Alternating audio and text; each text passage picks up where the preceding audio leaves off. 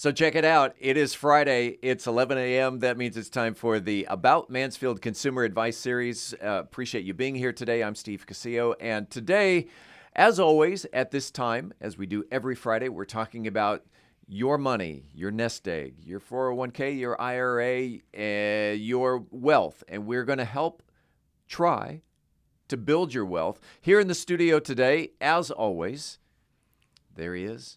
How's it going? Phillip Washington Jr. is here. Phillip hosts the podcast Wealth Building Made Simple, among other things. And today, our topic today,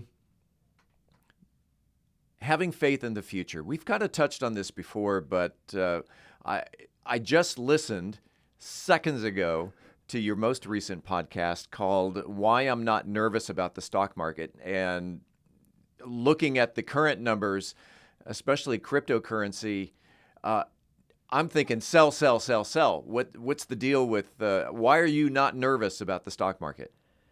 Because I have faith in the future, and so what that means, I'll use one of the conversations that I had. You know, I faith in the future is how you make money. If you look at all the wealth creators, and I mean like wealth creators, not the hedge fund managers who make money off of fees, selling an illusion of creating wealth. Really what they do, and by the way, like, I'm not knocking what they do. I'm just saying they provide a valuable service to already rich people who want to preserve their capital, but not necessarily like build wealth. And so you look at the actual wealth creators, the Bill Gates, the Elon Musk, the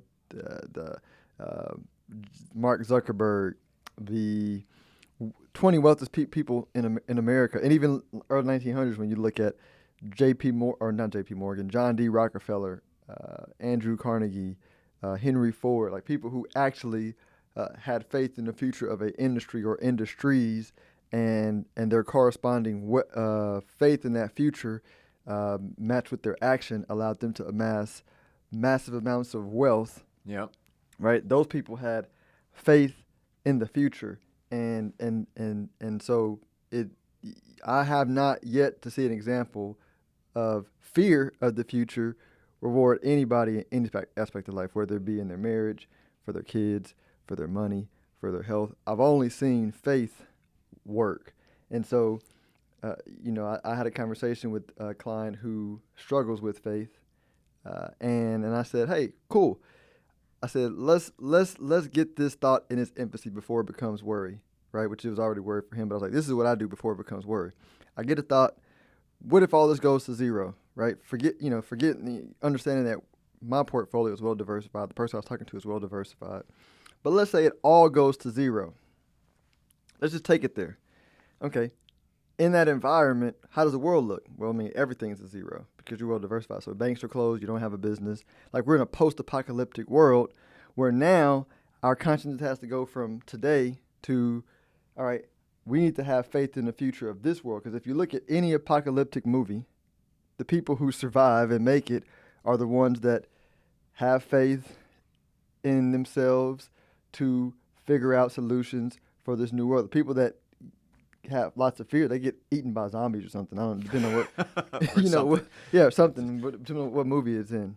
But it's faith in the future. It's faith in the future. And so let's look into the Phillip Washington Jr. crystal ball and what's the future? People who owned horses, Henry Ford had this idea and says, we're going to build the automobile.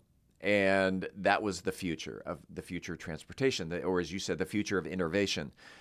What's the future of investing? So here's the cool part about the future is it only requires a suspension of ego to see the future, meaning the future's already here.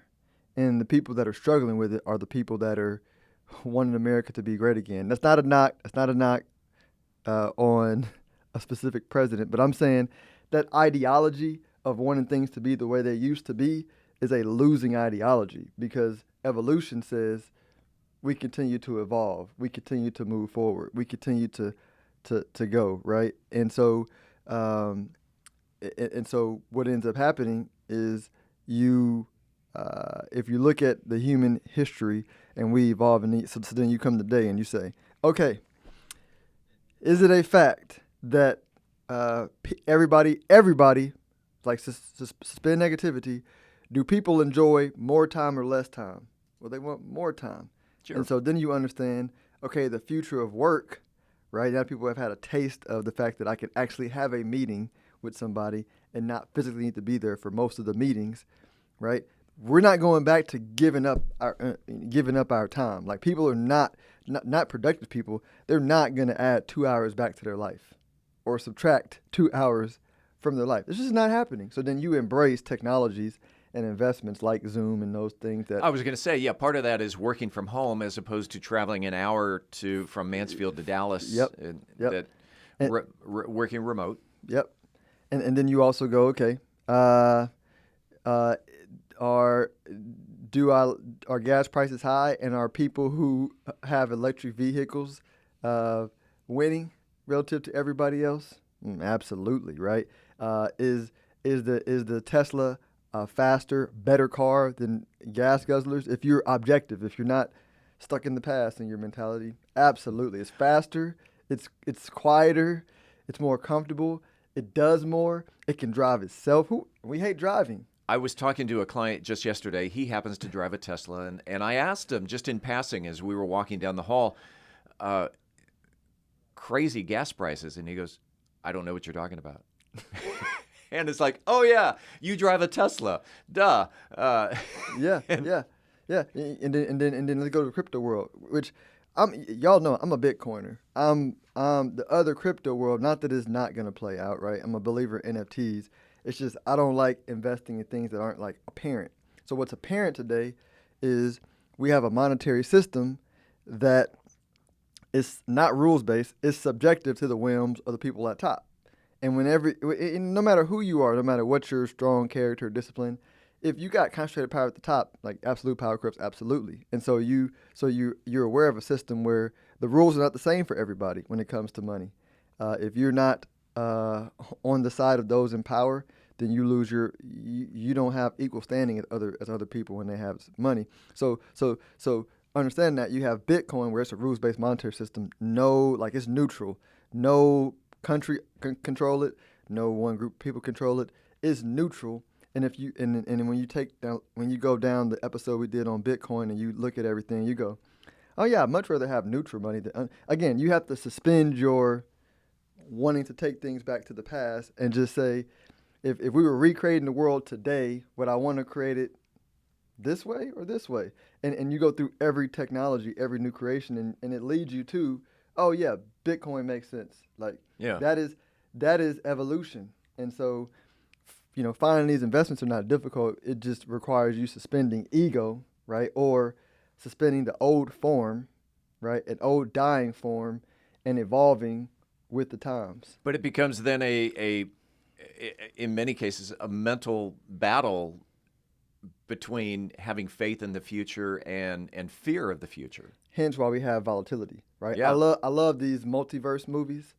I went to go watch Doctor Strange, but they had it in Superman 2 or Spider-Man 2, where when somebody from another universe comes to the other universe, and they say, well, you can't stay here for long because your universe is going to collapse on our universe, and then there's all kinds of collapse, which is like volatility. And I'm like, that's Hollywood is great at illustrating in the physical thing what happens in the emotional or spiritual realm. Meaning, whenever there's change, our emotions are doing this because the multiverse is changing. Like the old universe is merging into the universe. I use an example with a guy, and this sounds crazy, but there's like a group sauna at Lifetime that we hang out in, right? So we have good conversations. I was talking to my buddy, and I said, imagine, so you and I can't imagine life without our smartphone, because it's literally a part of our consciousness at this point in time. But if we lost the smartphone and we didn't have them for a week or so, we'd have lots of emotional volatility in our life as we adjust to a new reality without a smartphone, right? And so I was like, as we're phasing in driverless cars, we're phasing in a new source of money. Like we're in a time period right now where we're phasing in like everything, right? We did an episode on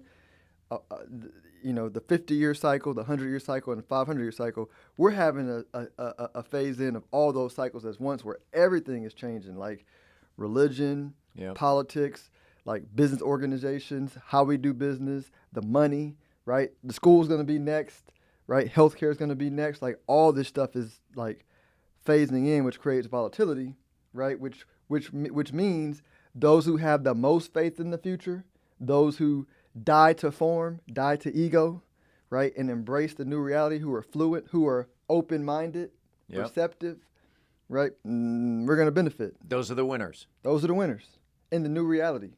And if someone out there wanted to contact Phillip Washington Jr. about how to win, how do they get in touch with you? Meditate. Meditate. And we can connect on a different plane. Namaste. No, namaste. No. So StonehillWealthManagement.com is the best place to contact me in this physical realm. All right. StonehillWealthManagement.com. And check out my podcast, Wealth Building Made Simple, on every major platform out there. That's Phillip Washington Jr. Hey, let's do this again next week. Absolutely. I always have a blast talking with you and learning more about how to build wealth, because you, in all honesty, you're helping me, and I appreciate that. Well, I appreciate you. You're helping me get the word out through the podcast. We'll see you next week.